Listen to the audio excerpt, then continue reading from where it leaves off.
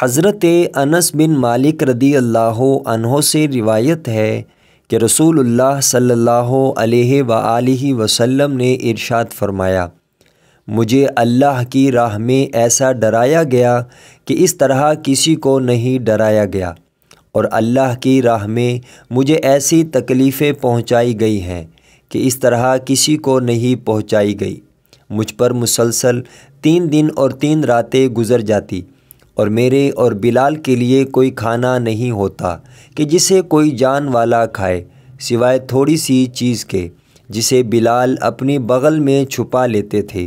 سنن الترمذی حدیث نمبر 2472۔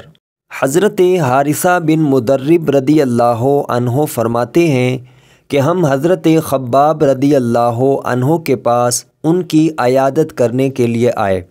انہوں نے اپنے بدن میں 7 داغ لگوا رکھے تھے۔ انہوں نے کہا، یقیناً میرا مرض بہت لمبا ہو گیا ہے۔ اگر میں نے رسول اللہ صلی اللہ علیہ وآلہ وسلم کو یہ فرماتے ہوئے نہ سنا ہوتا کہ موت کی تمنا نہ کرو، تو میں ضرور اس کی تمنا کرتا۔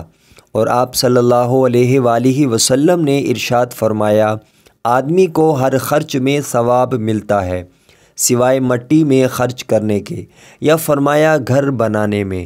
سنن الترمذی حدیث نمبر 2483۔